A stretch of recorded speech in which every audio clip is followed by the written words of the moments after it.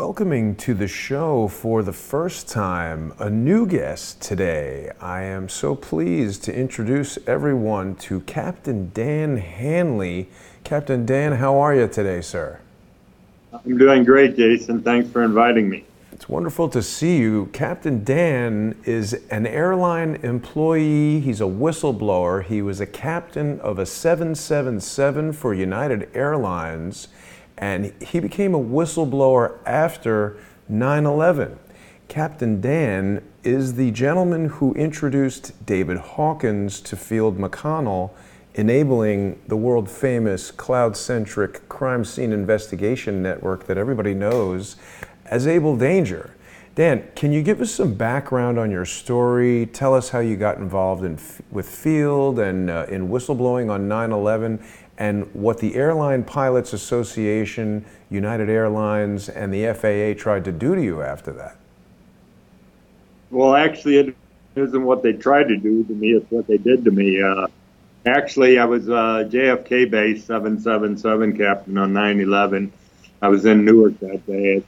Scheduled to go to London that night. So I thought we were under attack like everybody else did.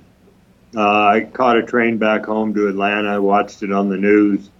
And then as events broke in from the government and the news media, that poorly trained and inexperienced pilots, they weren't even private pilots, were flying the airplane.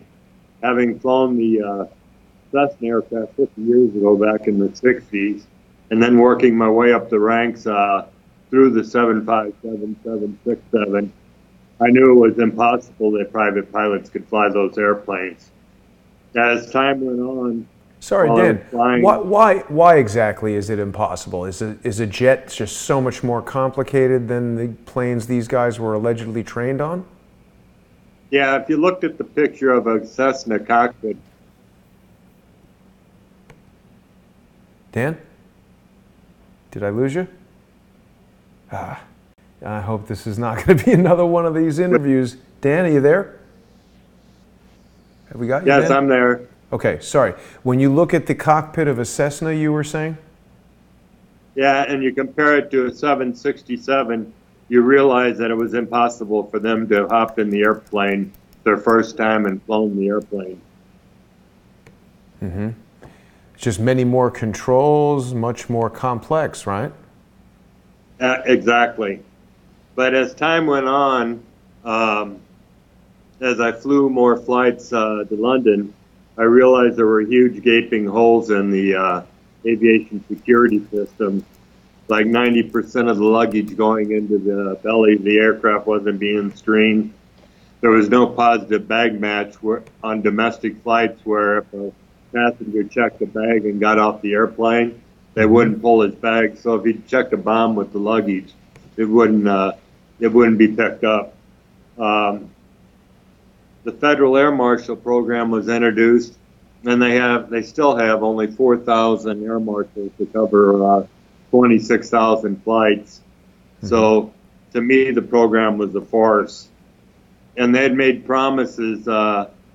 They reinforced the cockpit door, but they made promises that they were going to provide secondary barrier protection for the flight attendants, cameras in the back of the aircraft, and the like, and none of that ever happened. So if 9/11 happened the way they told us, they were lying to us about the security process, and that raised my eyebrows besides the pilots not being trained.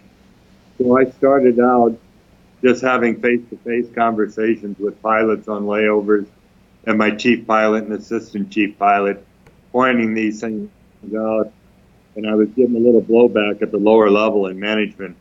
So I started an email process to actually start a correspondence trail for myself. I was even recording conversations to cover myself because I was going up against the largest airline in the world that was bankrupt at the time in bankruptcy court. So I followed that up as time went on, and I wasn't getting any response with something called a captain's report, which is a federally mandated report that you submit to the company. It's an internal report reporting these things, and I wasn't getting any response. And I was flying with flight attendants that believed the official story and were scared to death in the back of the airplane. Some of them were Newark-based, and their friends died on United 93 that crashed in Pennsylvania. So they were pleading with me to say something, which I continued to do. Well, now wait a minute. What do you mean? They were just scared in general of being on planes because it was so soon after 9/11? That's correct. And you discussed with this flight crew that you felt it was impossible that the event could have happened the way it was described because of everything you're telling us now? They couldn't fly the planes, etc.? With a few people I shared that, but at that point in time, no, I just shared it with pilots that I knew. And how did those pilots respond? Did they agree? Some of them did, some of them didn't. But they all realized that the aviation security system was a farce. What about the guys who disagreed? Sorry to interrupt, but the pilots who disagreed, how did they reconcile the whole complexity of the cockpit issue? I don't know. But there were some out there that didn't believe. And to this day, Jason, there's a couple 100,000 airline pilots, and I don't hear any of them speaking out. And as I go through my story here, you'll understand why they're reluctant to speak out on issues like I did. Sure. Anyhow, I filed these captain reports, and I got a call from my union boss in New York, and he said, "Watch it, Dan. These guys are nasty." I said, "Who are you talking about, these guys?" He says, "I can't tell you." He says, "But you're going to get hurt." And I said, "I'm not doing anything wrong. I'm following federal aviation regulations." So I said, "Who are these guys?" And he says, "I can't tell you." I said, "Look, if I got to get you in court at a later date to swear under oath," he says, "you give me in court and I'll give you names, dates, and places of what's going on here." And he left it at that. So that led me to believe that something was amiss. And then I got a call from the JFK flight standards pilot, who was a friend of mine, and he says, "Hey, Dan, if you take this to the next level, you're going to get hurt. It's going through the grapevine." He was, and then I got a call from a management pilot in Chicago who said, "Hey, Dan, the company thinks you're a big mouth, loose cannon whistleblower, and they want you to go away." And I said, "I'm just doing my job." Wow. So let me back up a little bit here. A lot of people, this is what I want to expose today. A lot of people aren't aware that in the past, if an airline or a union or the FAA wants to rid a dissident pilot, and I'll put that in quotes, they use professional, medical, or psychological or other grounds to terminate the pilot. I saw it happen in the past, and I knew that this was the case. Well, professionally, I never failed a check ride in my 35 years of flying. I never failed a medical or psychological screening. The only concern I had was they'd come up with some other issue. But to protect myself because of the warnings I was getting, I lived in Atlanta at the time, and I found the best psychiatrist and psychologist I could find. And I said, "Look, here's what I am. It's a tender subject, 9/11. I'm getting stonewalled by the company with threats. I need you. That's what I'm doing. Here's what they're going to do to me. And I want you to prove that I am psychologically sound," which they did. And I continued this throughout this process just to protect myself. So I was going to,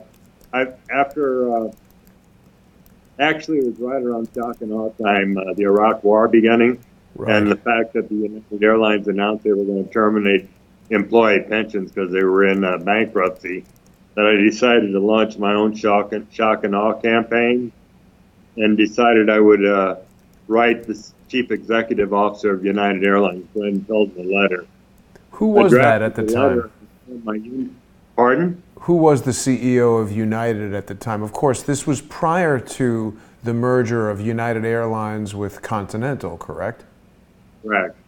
there was a man called Glenn Tilton who was brought in from Texaco as a hired gun Really? to bust up the union and destroy our contract, which he did a pretty good job of. He didn't bust the union, but he was ripping up the contract with the blessings of the bankruptcy judge that allegedly was corrupt. That's another story for another time.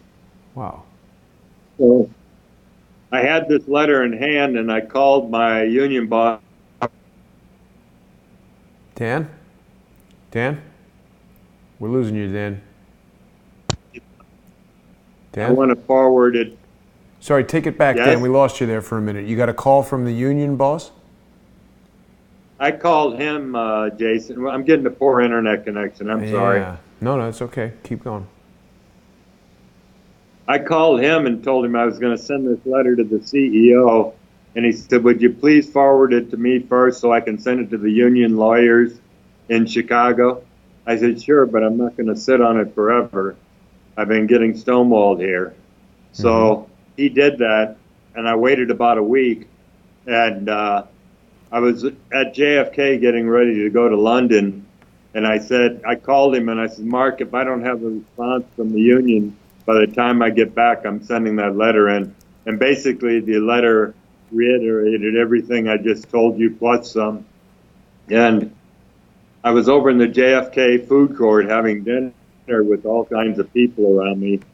And I got a call, and it was from Bob Nichols, the head lawyer for the union in Chicago. And he was on speakerphone with a guy named Chuck Pierce, who was the ALPA grievance committee chairman. And we should tell people that ALPA, we should remind everybody that ALPA is the Airline Pilots Association, the union. That's correct. So I said, Bob, did you read my letter? He said, yes. I said, do you agree with the contents? He said, yes. And I said, does it violate company policy, the ALPA Code of Ethics, or the Federal Aviation Regulations? And he said, no. I said, well, as my legal representative in the union, would you suggest that I send the letter in? He said, no. I said, why not? I thought you disagreed with everything I said. And Chuck Pierce, the grievance committee chairman, said, go ahead and send that letter in if you never want to fly another United airplane again in your life. I said, why? What are they going to do to me? And he said, verbatim, they will find a way professionally, medically, psychologically, or otherwise to ground you for life. So I says, well, thank you very much. How far can I expect union legal representation going forward? And they said, not very far. Wow. So now I knew I was on my own. So what I did, it was a federal report, and it's mandated by federal aviation regulations. It's called a Flight Safety Awareness Report. And where the previous reports I had filed were in-house, this brought the Federal Aviation Administration in because they were violating federal law, federal regulation. So I broke down what I wrote in the letter into 6 of these reports that you filed electronically on the computer. The next day I got up and I received a call from my assistant chief pilot in New York. And he said, you've been taken out of schedule without warrant. He said, you've been taken out of schedule and you can't fly another flight until you come up to New York. And I said, well, he says, you've raised a lot of eyebrows at the highest echelons of management. I said, I haven't done anything wrong. And ALPA has said they're not going to follow me in very far. If you want me to meet with you now, I'm going to have my own lawyer represent me, and we're going to tape record the proceedings. And he said no. Well, we said a few more things after that. I made several phone calls to the union, my chief pilot, my union boss up in New York.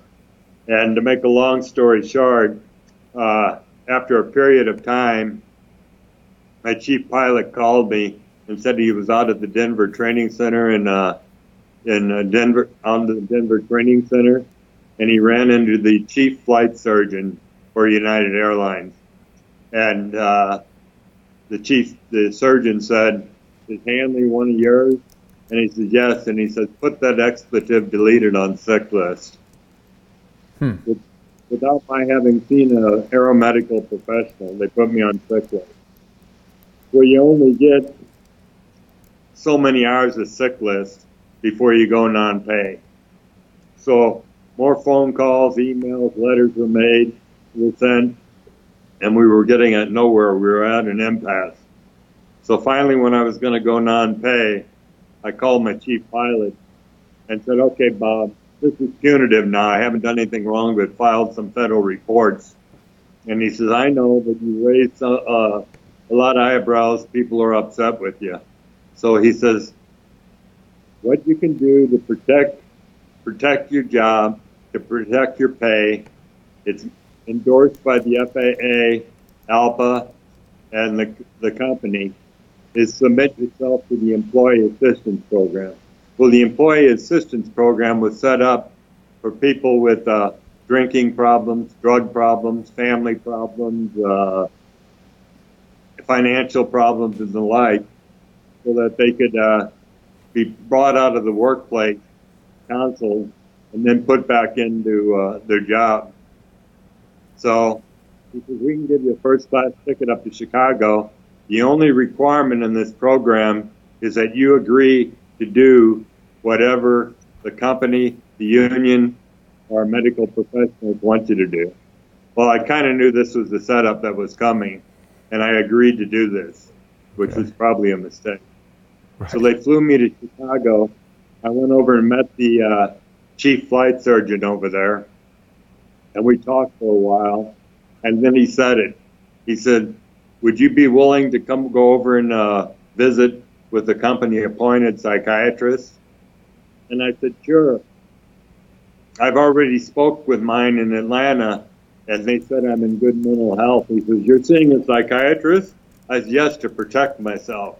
So the chief pilot from O'Hare and another pilot drove me over to what I thought was going to be a psychiatrist's office, and it turned out to be the Alexian Brothers Behavior.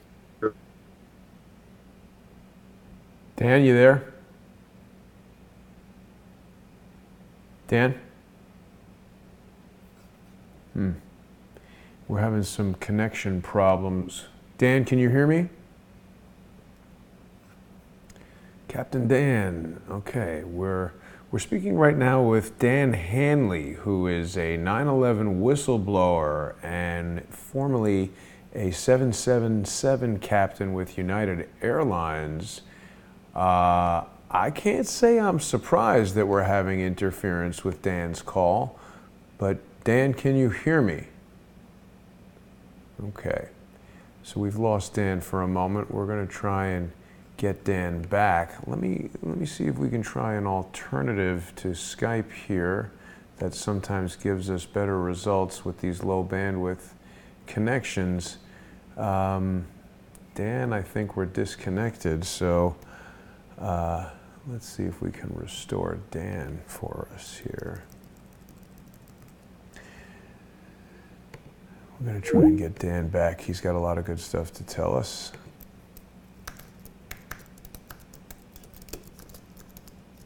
Okay. Dan? Yes. Okay, let's try it again. We got you back. Please carry on. So they wanted you to agree to do what the company told you, and they sent you to, where was it? A mental hospital. Right. Yeah, carry on, please. Dan? Yes, I can hear you. Okay. Yeah, please continue.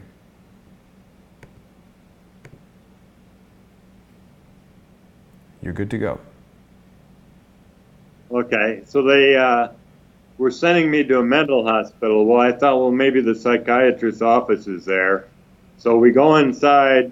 I was with two pilots, and we sit down, and a Catholic nun who is a psychologist comes in and introduces herself. And here I'm sitting with this nun trying to explain to her how I got into her office and trying to describe the complexities of aviation safety reporting systems, security reporting systems, and saw I was getting nowhere. We talked for quite a while, and then she said to me, the psychiatrist has gone home for the day. We can make arrangements for seeing her, you seeing her the first thing in the morning. We can set you up in a room here if you're agreeable, and you can get out of here right away. Big mistake. So I said, well, I was tired too because they got me up real early. Right. I said, okay, I'll stay here. Well, she takes me up the second floor. The first clue I had was the door locked behind me. Mm-hmm. Then they asked for my belt, my shoes. I thought I was going to get a private room.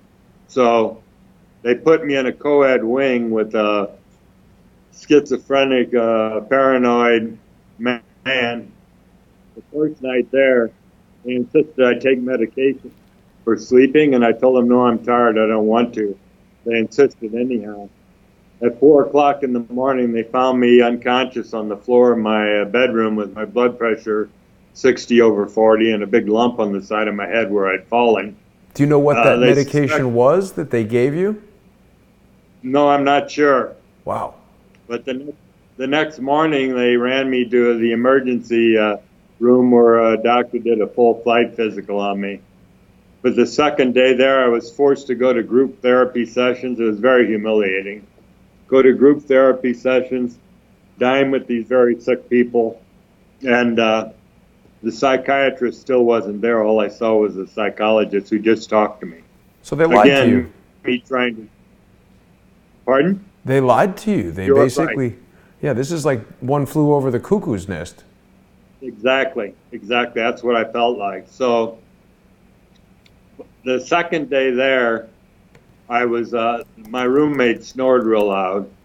So I went out in the hall about 4 o'clock in the morning to read a book under the light.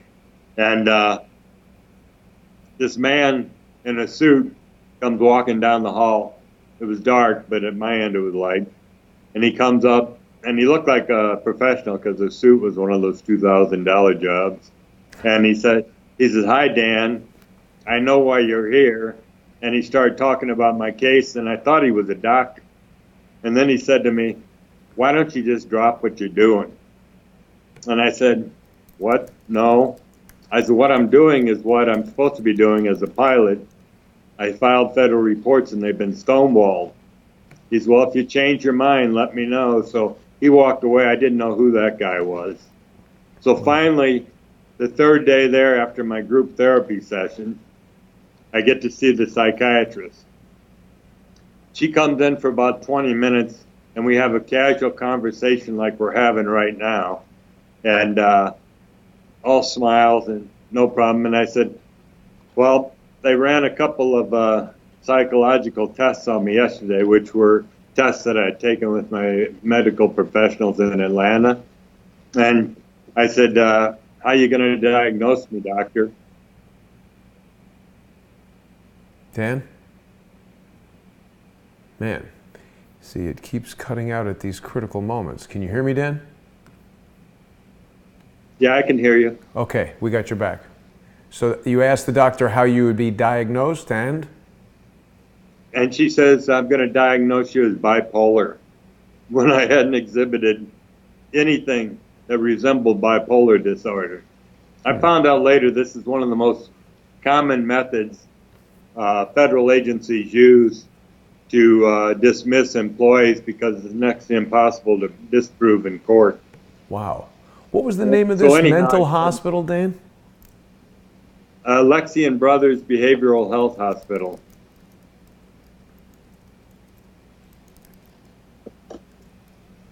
Please continue. So anyhow, I said to her, I have two mental health professionals in Atlanta that beg to disagree with your diagnosis, so I'll take that up with them.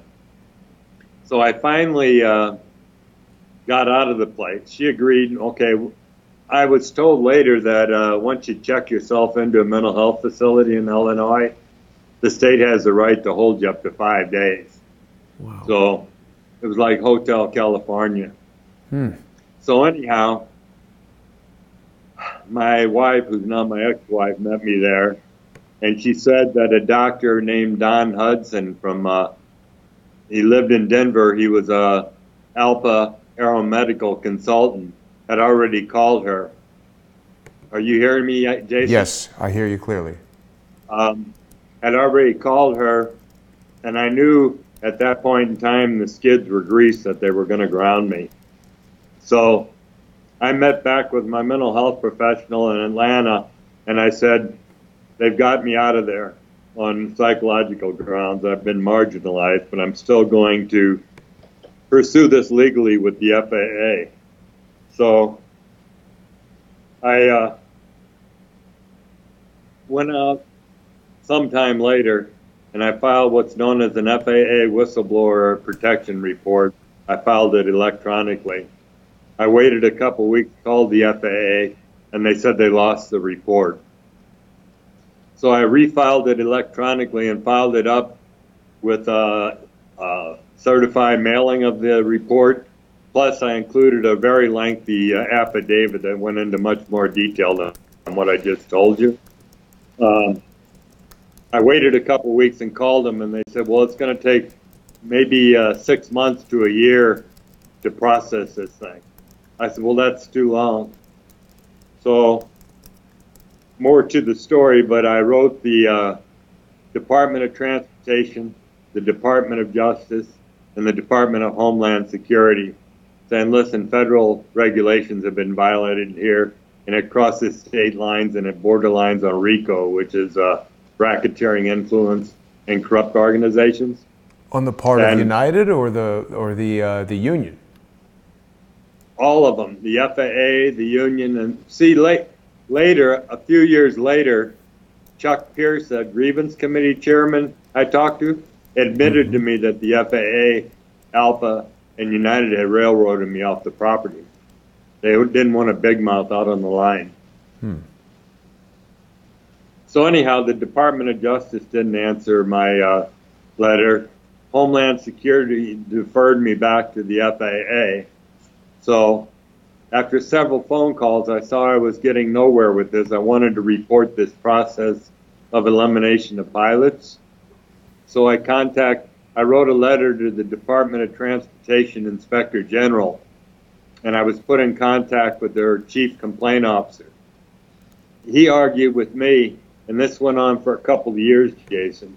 He argued with me that because I didn't follow some stupid regulation that said you had to report it to the Department of Labor within 60 days, that they couldn't move forward with my report. I said, look, I'm not trying to get my job back. I know that's over with. I'm just trying to report something that I know has gone on in the airline industry for years.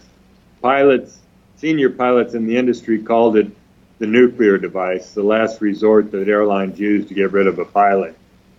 So I started a blog talk radio program myself and brought in other whistleblowers that had this happen to them. Right.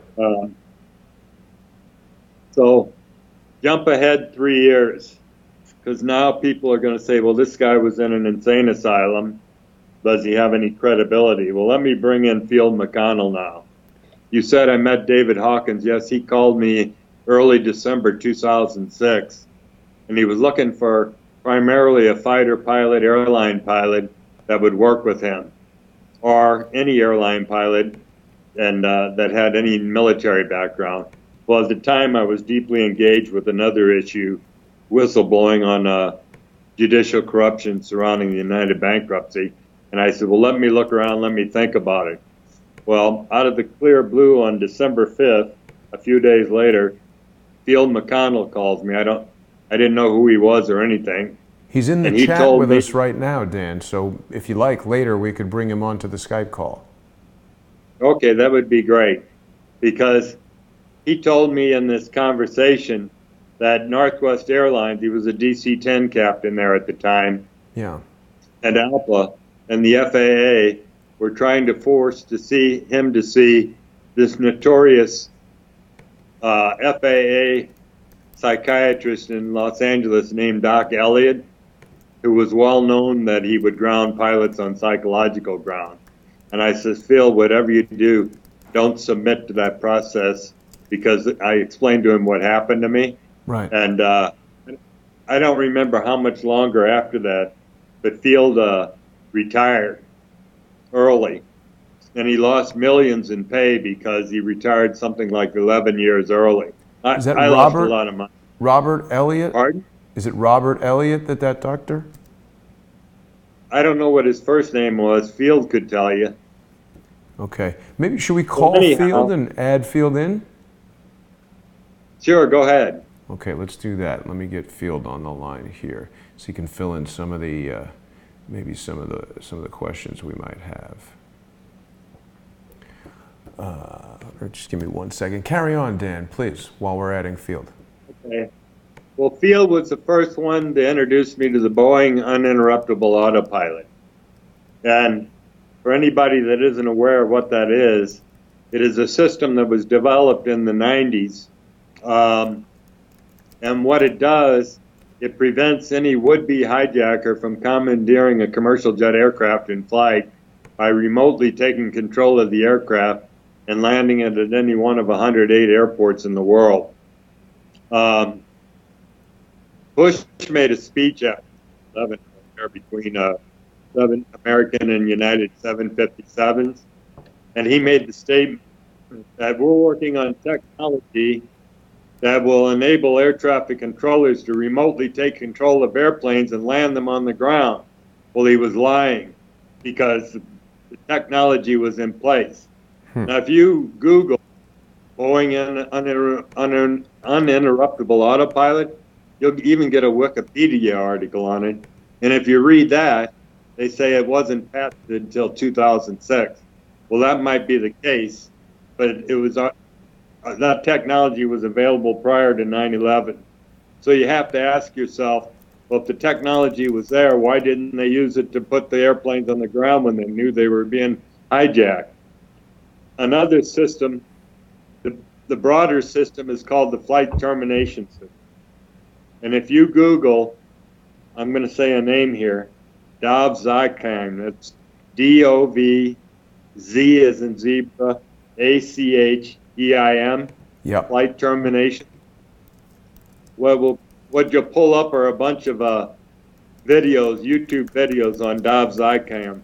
And if you scroll down just below the videos, you'll see how to hijack an airplane from 9/11 to Malaysia Air 370. Watch the video there and you'll see what the system is all about. Well, Field told me all about the Boeing uninterruptible autopilot, and then it all made sense to me. Then I realized I was right when saying pilots couldn't fly the airplanes.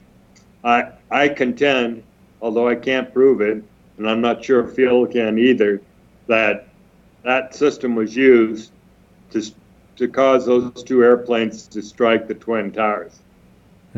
I further allege that no Muslims were involved in 9/11 and that there were no passengers, aircrew, or hijackers on the two planes that hit the Twin Towers.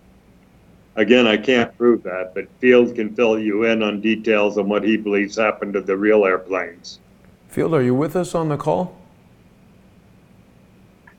Yes, I There we go. am, Jason. I've been listening since you started. Good to have you, Field.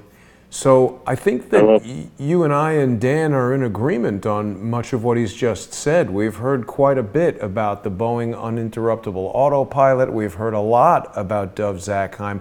I hadn't heard about Dov-Zakheim's involvement in this flight termination process.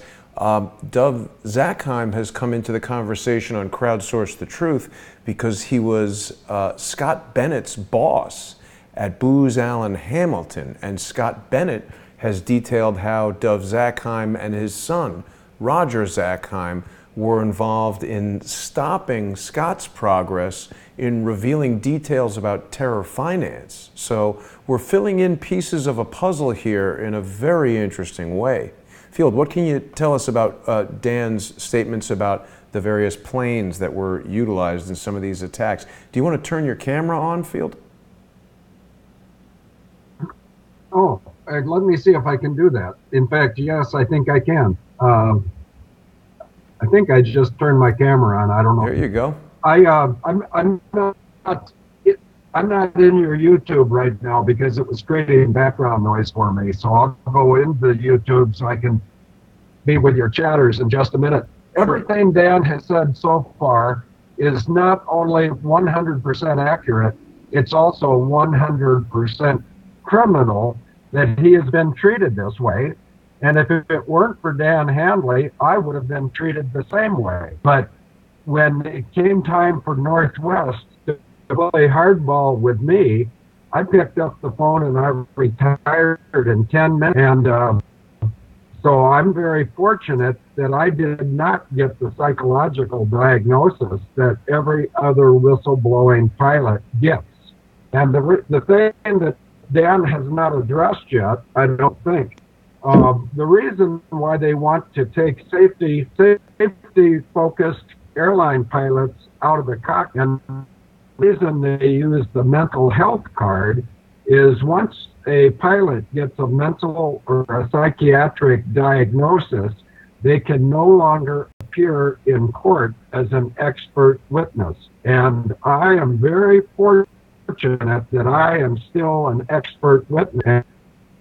And Dan doesn't know this. Jason, you might, because you seem to pay attention to a lot of stuff going on. But I anticipate filing a multi-billion-dollar lawsuit with the Pope at the Vatican on December 7th. And let's not waste time why I'm going to do that.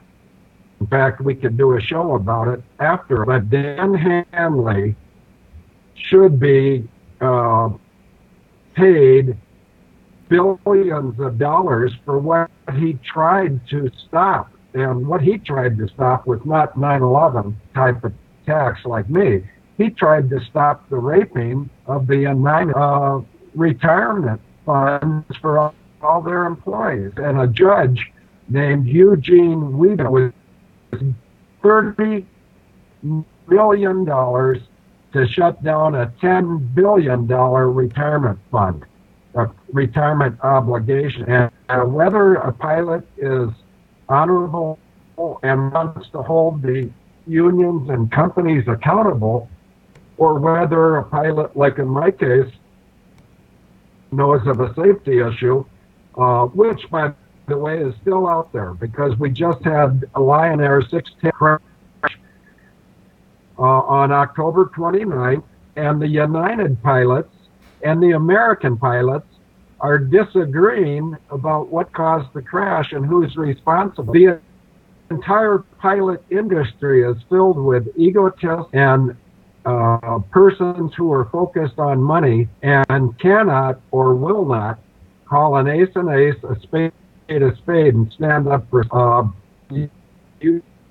the Airline Pilots Association has some very, very troubled attorneys. And what I mean by that is I have a civil case 1:08-1600 parentheses RMC for Rosemary M. Collier, and that case was dismissed without prejudice, and I will be bringing it again.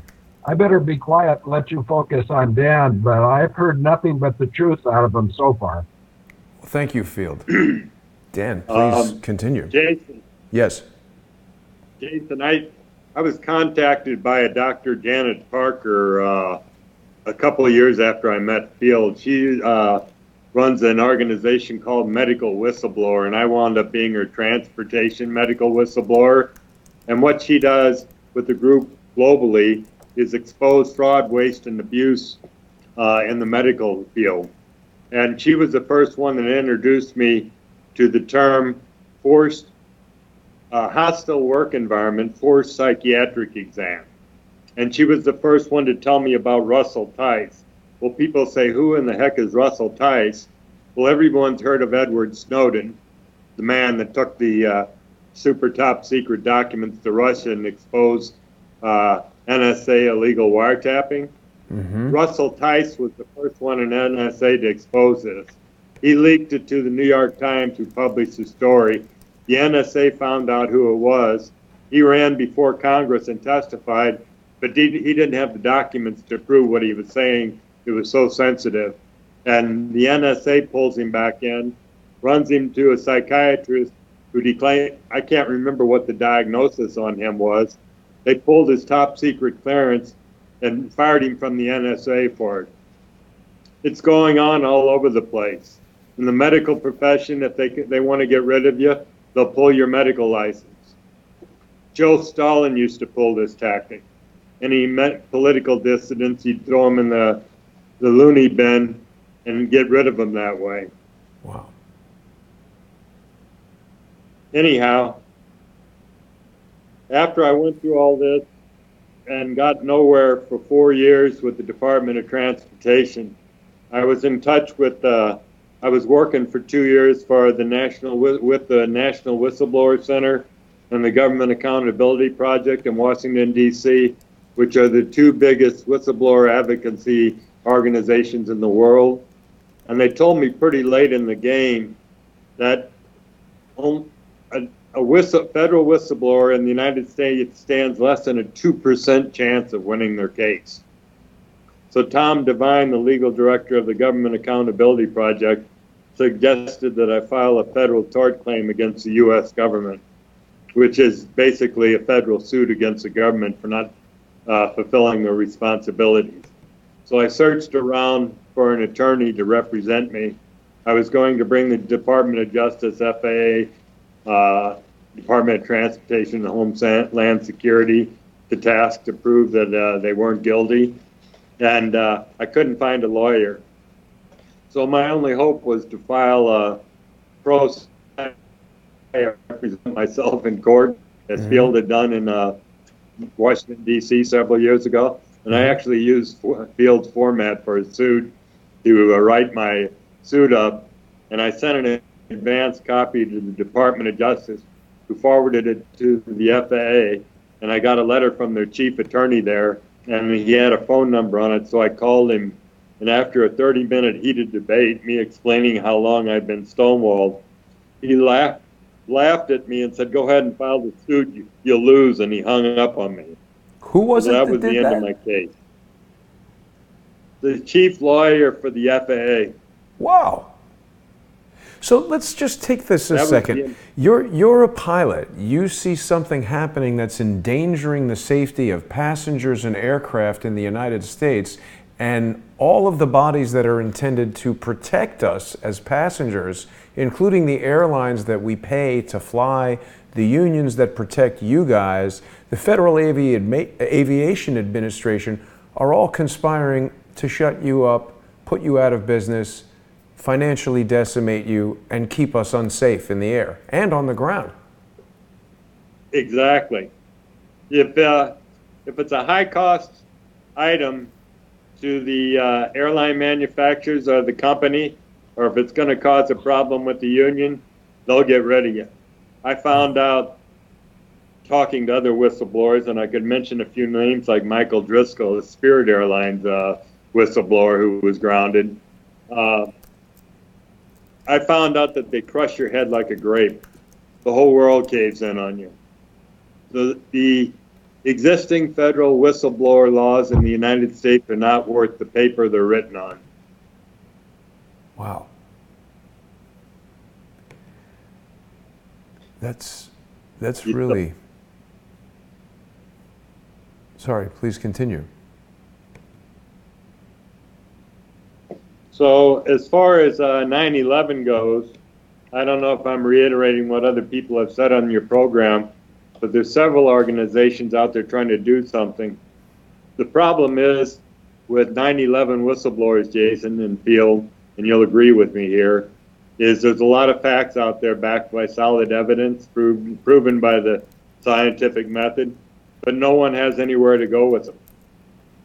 You can't take them to the FBI. You can't take them to Homeland Security. You can't take them to the Department of Transportation. So there's a group out there called Architects and Engineers for 9/11 Truth. Are you familiar with them? Yes. Okay. Well, they've got a group of 3,000 architects and engineers around the world who are demanding an investigation into 9/11 because Richard Gage, who is an email friend of mine and a Facebook friend, he's a 20-year architect from San Francisco. He founded Architects, and they have proven beyond a shadow of a doubt that those airplanes and jet fuel, it was structurally impossible to bring down the Twin Towers. Yep. And they've given presentations around the world on this, but they can get nowhere with it with Congress. The other group is Scientists for 9/11 Truth. There's a 40-year chemist from the University of Copenhagen named Niels Harrit, Niels Harrit. Him and a team of scientists collected soil samples from the World Trade Center debris fields, and using the scientific method, they were able to conclusively prove that nanothermite, which is a substance used in the controlled demolition of buildings, was found in the debris field, leading to the conclusion that they were brought down by controlled demolition. Yeah. So, armed with, are you familiar with William Rodriguez? I'm not sure. Okay, well, let me tell you a real quick story about William Rodriguez. He contacted me on Facebook initially and told me this story. But you can Google him, and he's got a lot of YouTube videos out there. Mm-hmm. William Rodriguez was the janitor in the World Trade Center. Yes, I am familiar with him. You do know about him? Yes. Should I continue with the story? Yes, please do. Please do. Okay, there were six sub-basements in the World Trade Center, and William Rodriguez was on one of them when the plane struck. Having keys to the door, he ran outside, unlocked doors, and followed firemen up the stairs to help bring people down. Just before the building collapsed, he was the last one to run out of the building. He jumped underneath the truck, and the buildings came crashing down, and a passerby happened to see him, came back with other people, and they managed to dig him out. Wow. Well, the media picked up the story and started calling him the last man out and the hero of 9/11. And Bush picked up on this story and invited William to the White House, and he presented him with a heroism award. And he was surrounded by congressmen and senators who were saying you should run for political office, things like that. Well, the fanfare quickly evaporated when he testified before committee, and he said, "Oh, by the way, right before the first airplane struck, there was a tremendous explosion that ripped out the floor beneath me. Mm-hmm. A man came running out of the elevator with skin dripping off of him." This was before the plane even struck. Wow. All of his publicity dried up. And for the last 17 years, I just saw he's down in Mexico now. For the last 17 years, William Rodriguez has traveled the world, including seeing the president of Malaysia, the president of Venezuela, and other people telling his story. The thing that amazes me is there's over 190 countries in the world. Where are the world leaders? Why don't they speak up? They can't all be stupid. They've heard these stories. It's a difficult question to answer. I mean, I have to thank both of you guys for your bravery, because you come out with this kind of information, and as you're telling us, Dan, the world turns against you and caves in around you. So how have you been able to financially support yourself since you've been fired? Is there any way that members of the audience can help you get this word out? Do you have anything you want to tell people? Knowing what I do, knowing what I know now, I would have done it anyhow, but I would have done it in a different way. I didn't realize that I had so many forces working against me.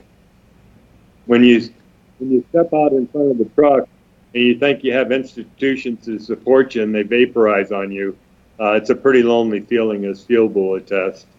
Mm-hmm. I'm getting about 1/3 of the pension I should have gotten because of the bankruptcy, during bankruptcy when they terminated this $10 billion pension, and I have my Social Security coming in. So I'm still out there after 17 years, only because I want to help expose this process of elimination of pilots. And because 9/11 was a crime of the century and millions have died as a result, in illegal and unwarranted wars. I feel, based on what I know and what other people know, that we should try to get the word out any way possible, the truth about 9/11, expose the lies. And Field's doing a damn good job of that. Yeah, absolutely. You know, I should add that we were recently in Dallas at John B. Wells' Operation Classified, which was really a great event. I want to thank John B. Wells and encourage everybody to go to caravantomidnight.com and check out all of the video content. Field gave a number of really compelling presentations there. And of course, Field, what's the latest information as far as how people can find you online, Field? Bell Sheep Ministries? Have we got you there? Actually,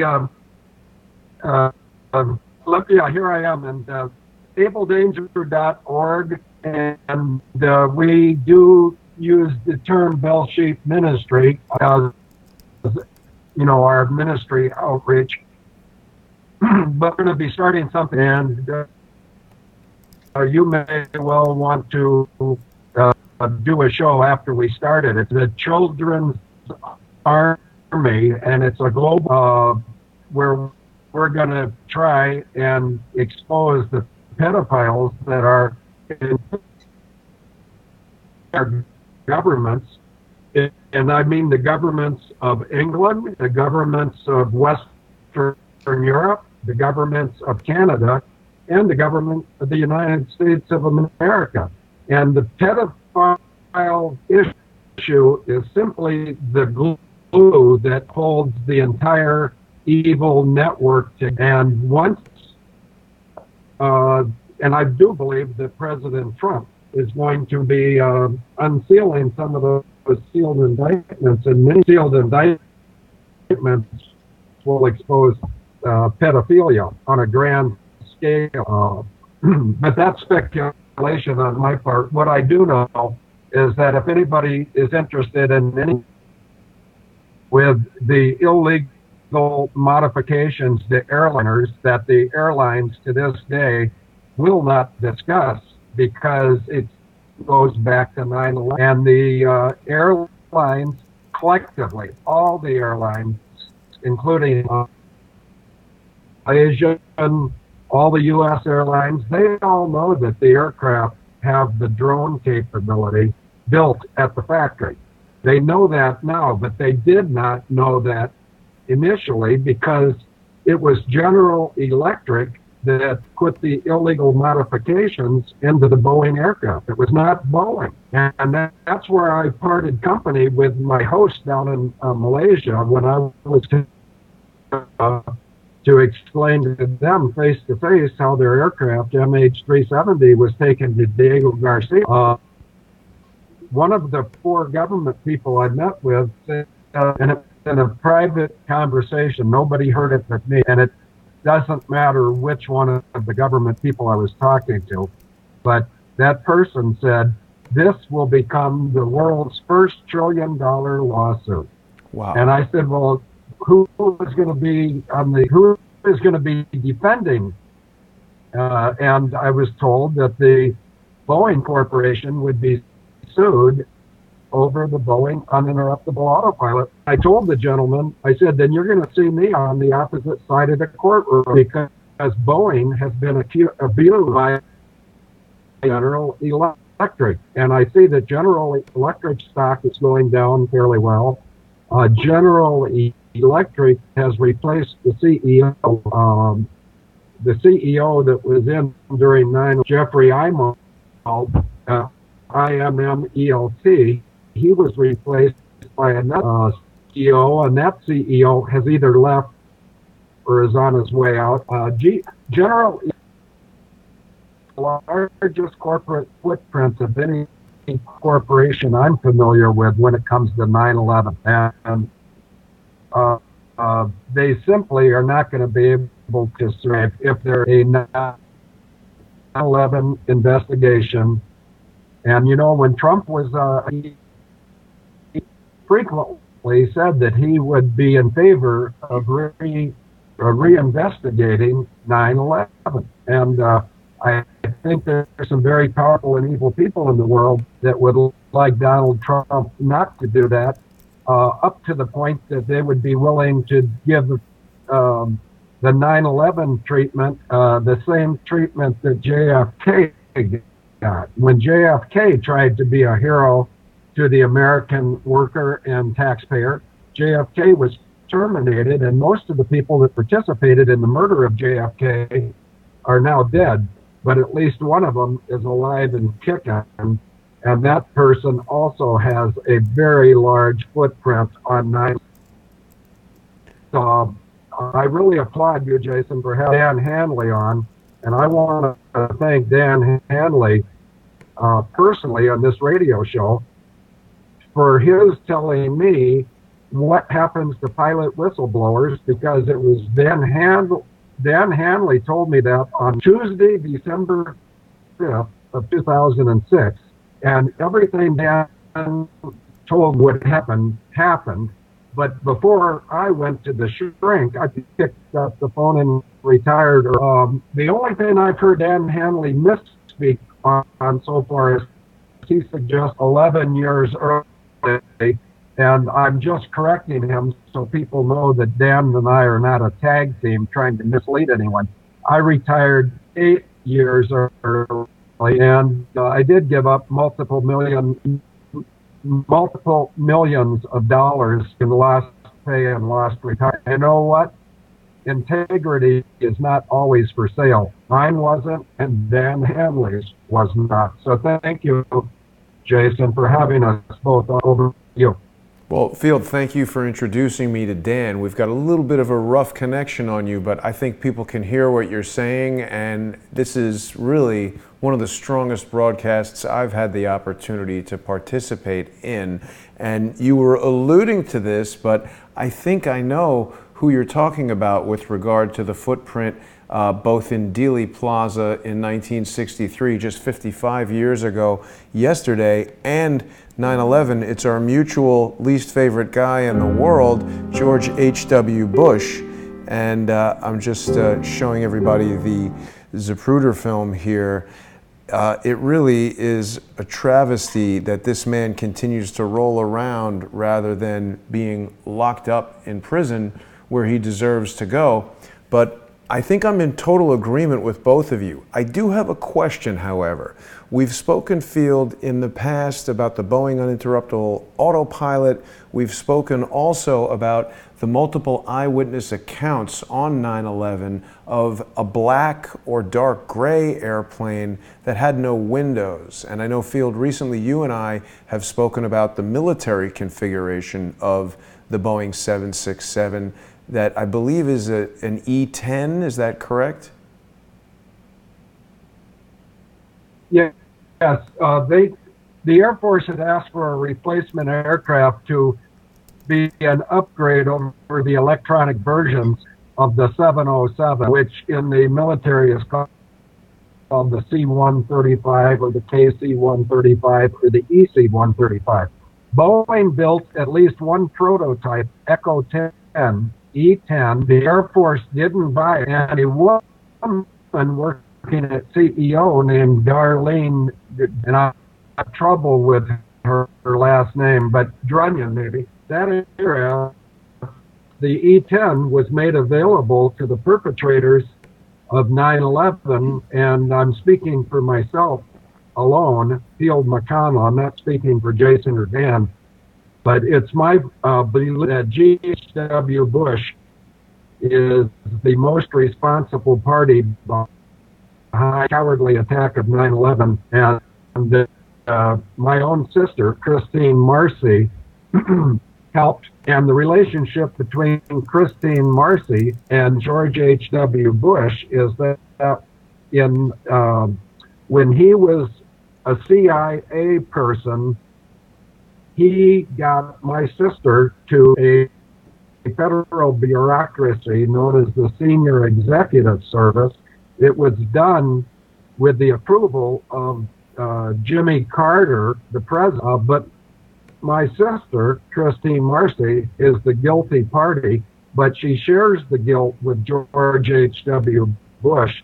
And when 9/11 truth comes, and it is coming because it can't be stopped at this point, but I'd love nothing more than to see 9/11 be reinvestigated during the Trump presidency.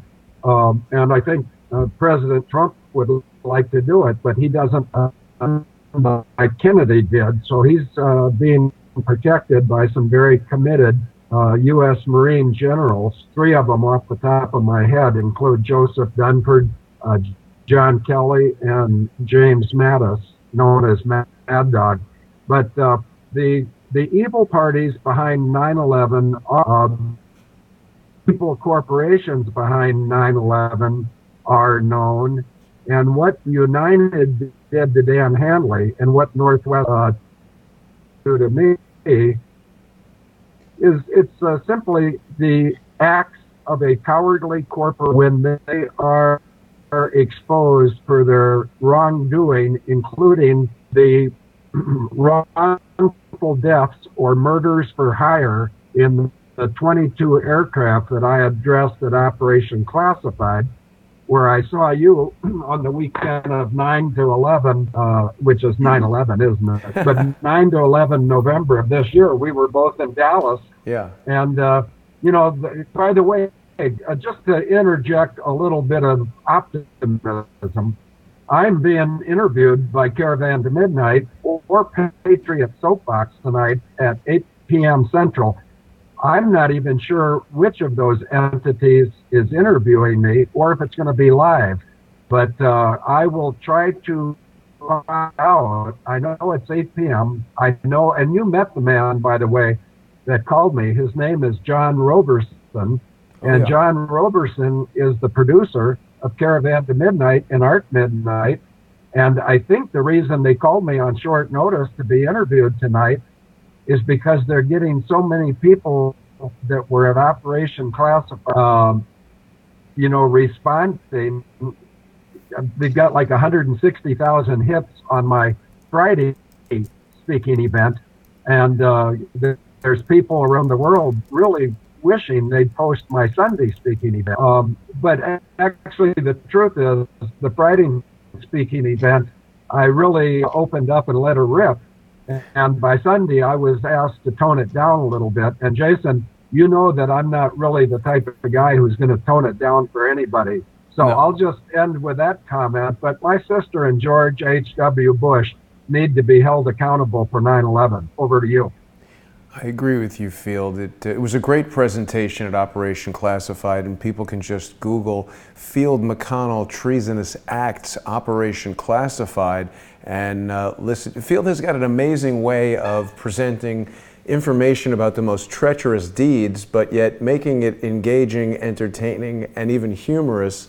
Although it's not funny. I mean, we can look back on it now years later, and we need to have some comic relief. But I agree with you, Field. I'm really hopeful that President Trump will take some action. I think that the things that we've been seeing in terms of the Robert Mueller investigation, the fake nonsense about Russia collusion, etc.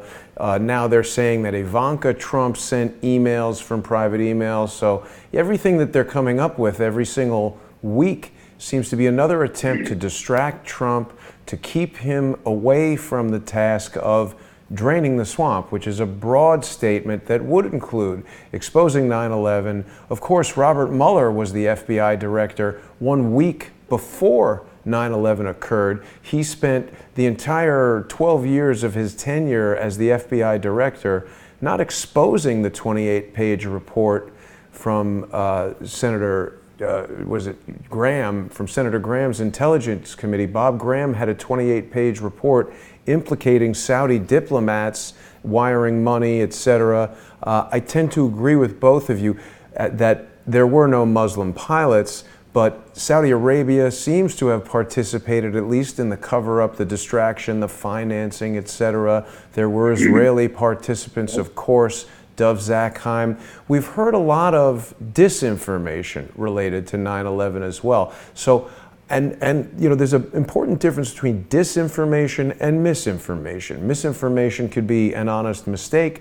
Disinformation is nonsense from people like John Lear saying that holograms hit the World Trade Center. There is no technological evidence or even theoretical explanation of how that would have worked. Field, you and I did a video debunking that nonsense hologram theory. I just want to ask you guys, because we've seen radar data that shows the commercial airliners flying over a U.S. military base and then doing a really sharp U-turn and coming back.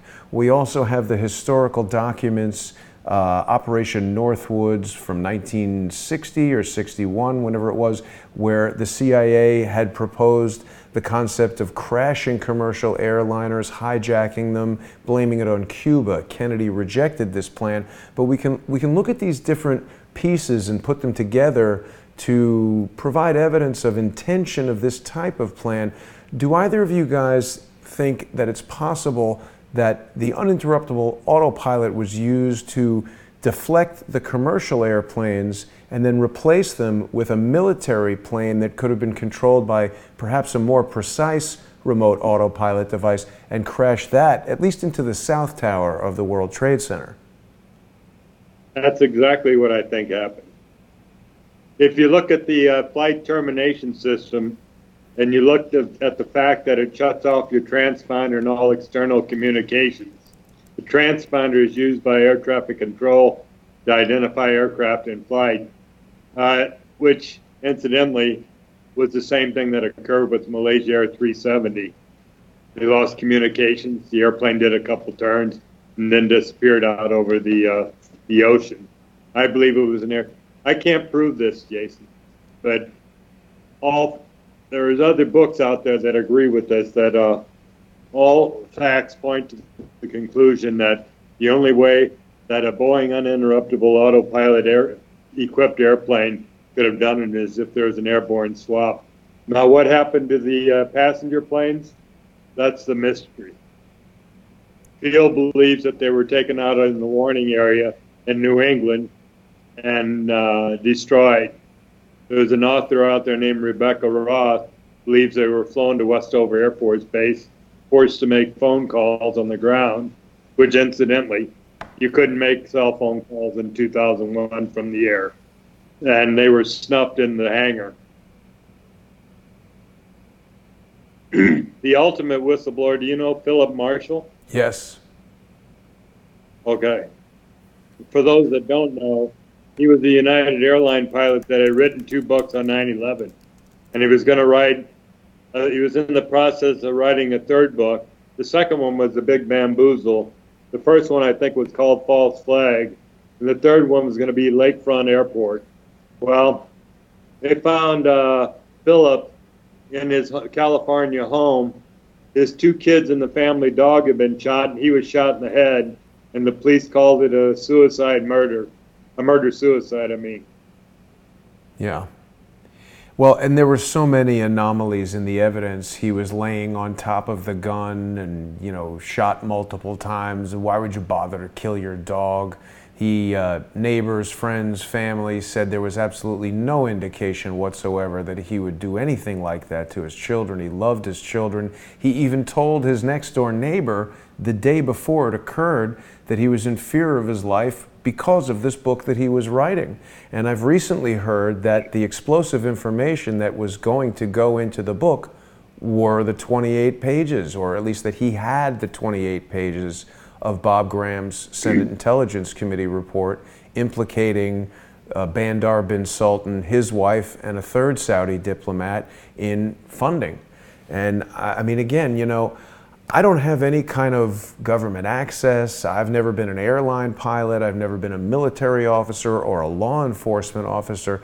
But the interesting thing that I've had the frankly amazing opportunity to do is that I accidentally stumbled onto this idea called Crowdsource the Truth, where I've created this hub that now, after 2 years, so many people like you guys, like so many others, come here and share their stories with me and the audience. And so I get all these different pieces. For instance, I never heard of Dov Zakheim until Scott Bennett told me about him, and now I want to introduce you to Scott, and perhaps we can do another roundtable like the one that we did. I want to point out something about yes. Dov Zakheim. In the 90s, he was the CEO of a System Planning Corporation, and that is the company that developed the flight termination system. 6 months before 9/11, Bush appointed him as comptroller to the Pentagon. Yes. Who oversaw the auditors that were looking into the $2.3 trillion that Don Rumsfeld, as Secretary of Defense, announced the day before 9/11 was missing. And all those auditors, 32 of those auditors were killed, because that's exactly where whatever that projectile that hit the Pentagon hit that day. Mm-hmm. Exactly. And I'm looking here at the foreign... Sorry, Dan, please continue. Talking about poorly trained, inexperienced pilots flying the 9/11 airplanes. People argue, well, it wouldn't be that difficult to hit the Twin Towers. But if you look at the Pentagon profile, where they came in from the north, arrived overhead the Pentagon at 7,000 feet, 500 knots, did a descending, high rate of descent turn, corkscrew turn, 330 degrees to arrive a few feet above the ground at the Pentagon level without skidding the ground, and then hitting the Pentagon and Naval Intelligence Service, where Field's friend was lost. You look at the size of the hole in the Pentagon. You look at the lack of wreckage. You look at the no wing marks on the building. I believe an airplane did not strike the Pentagon. I agree with you. You too, Phil? Are you asking me, Jason? Yes. I know Field agrees. No okay. plane. Oh, okay. Well, wait, no. Field thinks it's an F4 or something. Tell us, Field. Yeah. It was not an airliner that hit the... What hit the Pentagon first was a forward-firing piece of ordnance built by Raytheon Corporation, and it was the equivalent of a bunker buster type munition that blew a hole in the Pentagon. That's why there's that nice round hole, but it was launched from a Raytheon owned. This is incredible how big Raytheon is, you know, in 9/11. But a Raytheon A3 is the launch vehicle for the bunker busting missile, and the Raytheon A3 is linked to John McCain. John McCain's last flying job in the was as the squadron commander of a reserve Douglas A3 attack squadron. And John McCain's fingerprints are all over 9/11, just like my own sister, Christine Marcy, and George H.W. Bush. And whereas some of these people have wound up dead, like the pilot that had his 2 children and his dog shot, I don't intend to wind up dead over 9/11, but I'll tell you, 9/11 could not have been done if it wasn't for the pedophiles controlling the shadow government of the United States of America. So when I die, and I will die, Jason, so will you, so will Dan Hanley. When I'm dead, people that are aware will probably will over the pedophile issue, because 25 million kids going missing a year is not okay with me. And the adrenochrome that people like, well, I won't name names on this except for George H.W. Bush and my sister and him and John McCain, but the adrenochrome that these evil people think will extend their life, it will not extend their life, and their eternity is probably in a very hot place, much hotter than Guantanamo Bay, Cuba, where they might be able to work on their tan before they test the rope. The people that have been trying to destroy the United States of America have been using pedophilia as their get-out-of-jail-free card, because all of their fellow pedophiles have to do what corporations do, and corporations, and the FAA, by the way, is a corporation, and Airline Pilots Association is a corporation, and corporations have tried to destroy the United States of America. They will not get the United States destroyed. That's my opinion. But in my life, I fully expect to see pedophilia dealt with and 9/11 reinvestigated. And I want to give you a compliment. I know that some very close friends of mine are critics of yours, Jason, but I am not your critic. But one of the reasons I'm not your critic is because I could care less if you're doing this as a standalone person, which that's my experience, that's what you're doing. If you were working for George H.W. Bush or Dov Zakheim or whoever he is, or Mike Sherta, or Admiral J.M. Cohen, if you're working for somebody else, I don't, it's not my problem. You know, what I do admire is your willingness to broadcast this, and it's only when more and more people find out the depth of the depravity of what's behind 9/11, that being pedophilia, you know, at some are going to come more than just 100 at a time. I've been around the world just like Dan has, and I've never ever met a person who will look me in the eye and say that they think pedophilia is not okay, and yet if someone has pedophilia in their history, they can get forgiven for that. You know, the parents may not forgive you, the children may not forgive you, but in terms of the ultimate forgiveness, it's available. So I will, I see that you have a hard time hearing me, so I'll turn it back over to you. But I'm very optimistic that both pedophilia will be dealt with and 9/11 will be reinvestigated. Thank you. I appreciate that very much, Field. Now, I want to ask you guys briefly, you know, I've got a new app here that allows me to consolidate the chat from our 2 YouTube channels, the Periscope channel, vk.com, and we've got a lot of questions coming in here. So people have been asking questions. If you guys have some time, I can take some questions from the chat room and we can have a little bit of interactivity with some of the audience members. Sure. Okay. Sounds good. Yeah. So, and also, Field, I will reassure you, thank you for saying that. I am definitely not working for George H.W. Bush, Dov Zakheim, or anyone but myself. Crowdsource the Truth is a fully audience-funded operation, and I do rely on people becoming subscribers at patreon.com/crowdsourcethetruth to keep it going. I actually hate the guys that you're talking about. I think they're enemies to not only the United States of America, but to every human on Earth, and 9/11 is one of the greatest atrocities ever to occur. I watched the World Trade Center burn with my very own eyes from the roof of this building that I'm in right now. I lost friends in that building, and as we've all agreed, it has changed the world for the far worse. So let's see what our chat room has to say here.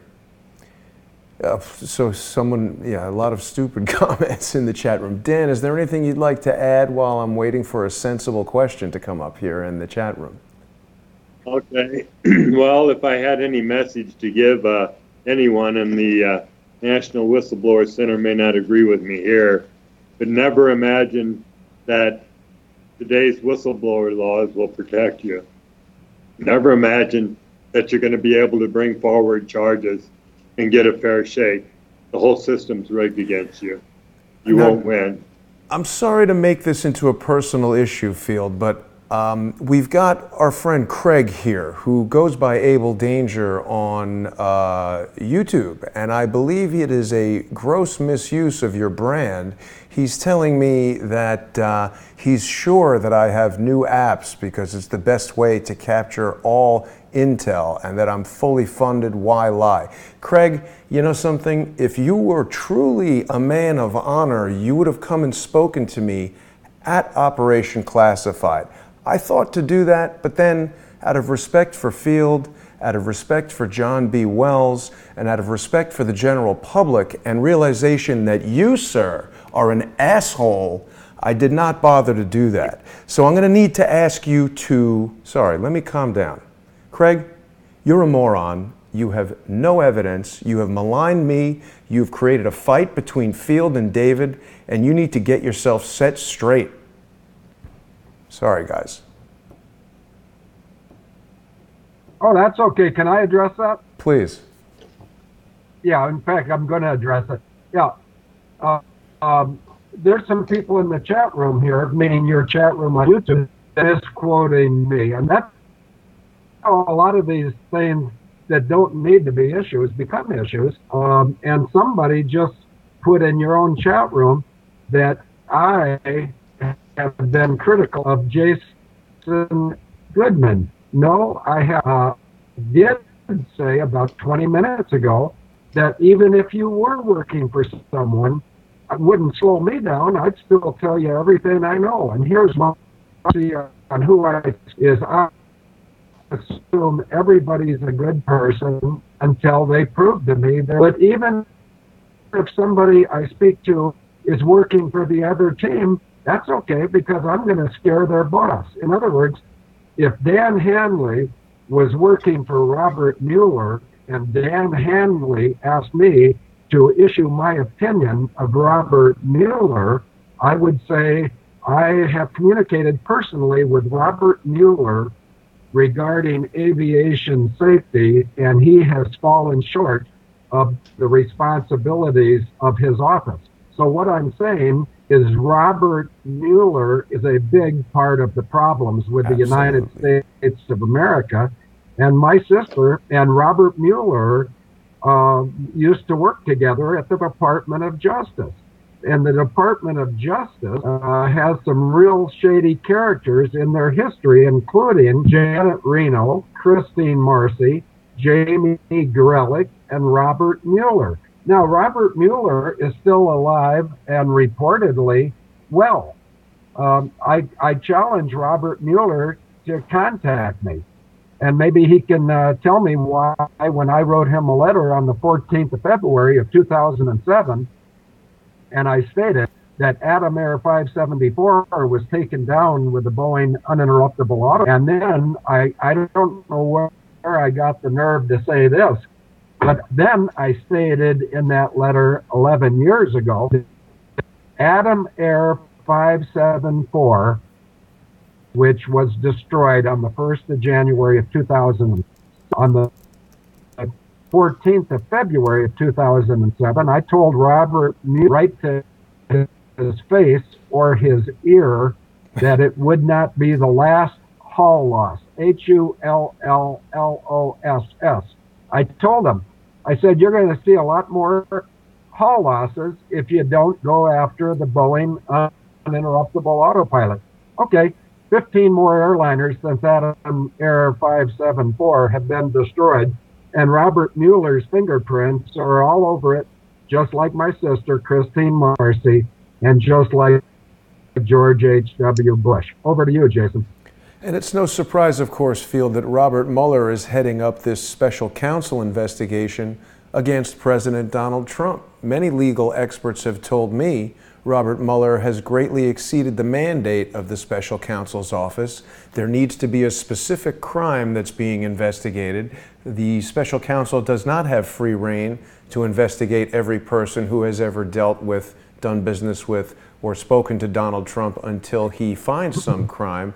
And in fact, other legal experts, including Sidney Powell, who was with us at Operation Classified, has gone to great lengths. In her book, License to Lie, she talks about how the Justice Department, just as Captain Dan Hanley was sort of cornered and put in this mental hospital, you know, he's obviously a totally sane man who was railroaded. The Department of Justice is frequently exercising its powers to intimidate and force people into situations where they have to take these plea deals. The latest target of Robert Mueller's investigation is Dr. Jerome Corsi. Everyone knows Dr. Corsi is a friend of mine. I've communicated with him. I don't know anything about Dr. Corsi's past beyond about 2 years ago when I met him, and in my experience, he is a kind and honest man who's doing his best, like everybody else here, to find the truth. And I firmly believe that Dr. Corsi is under a lot of mental duress from this Department of Justice assault. He did a broadcast in which he said he expects to be indicted. I frankly would be surprised by that. I have a feeling what we may see is a similar type of indictment as what happened to General Michael Flynn, where they wrap you up in all this questioning and they find a way to trick you into making some sort of statement that they can then turn around and use this 18 USC 1001. Same thing they hit Scott Bennett with. There's a playbook. They're using that playbook, and I think they're trying to get to key people who can damage the Clintons, the Bushes, and the key members of this cabal. So it's a very strategic legal assault. People in the chat room are reminding us that John Brennan provided passports when he was the station chief in Jeddah, Saudi Arabia. He's another one who's very active criticizing President Trump. Well, we're not getting too much in the way of questions here from the chat room. It's mostly commentary. If either of you gentlemen would have anything that you'd like to share with us in closing, I invite you to do so. We've been speaking for about 90 minutes, and it is Friday night, so I'm sure you both have wives to get back to. Anything you want to share with us, Dan, before we go? I'm very active on Facebook, and I put out a lot of 9/11 information. I'm full up with 5,000 friends, but I got a lot of followers. So Dan Hanley is on Facebook. If you want to follow me, please feel free to do so. I encourage it. And are you on Twitter or anywhere else people can find you? Of course, you've got your... No, just Facebook. Okay. And of course, your website, the Airline Employees Association Whistleblower website, people can go there, airline-whistleblower.blogspot.com. You can Google Captain Dan Hanley and some other stuff out there. And Field, of course, people can find his work at abeldanger.org, and that's ABEL Danger. Field's got a lot of radio broadcasts, YouTube shows, posts of all kinds on there. Field, anything you'd like to leave us with before we wrap it up tonight? Yeah, I just encourage your listeners to take every single word that Dan Hanley spoke as the truth. And if anyone wants to look back on this 90 minutes, Dan Hanley was very, very disciplined in expressing when he was about ready to issue an opinion versus a fact. And I try to do the same thing. I try to speak of facts. And the facts are that John McCain, George H.W. Bush, Christine Marcy, my sister, and Hillary Clinton, along with GE and Raytheon and Wells Fargo, have their fingerprints all over 9. And there is justice coming. If it doesn't come in this world, the people that did 9/11 and the pedophiles that hurt children are really not going to enjoy the world that awaits them. Thank you for this opportunity to speak, Jason. Thank you, Field, and thank you for introducing me to Dan. It's been a pleasure speaking to both of you. And Dan, thank you so much for introducing Field and David. I'm so glad that we're putting this bigger picture together and people have had a chance to meet you. What you've done is so important, so brave.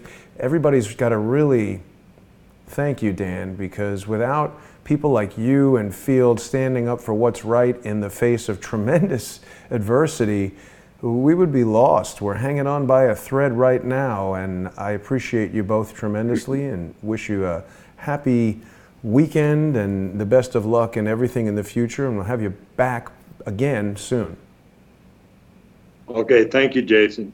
And thanks everyone Thank for you. watching. Thanks very much. I hope people will go to patreon.com/crowdsource the truth and sponsor the show. I could not continue this work without our generous Patreon sponsors. Thanks so much, everyone. Have a great weekend. I'll see you on Sunday for another episode of Sunday with Charles.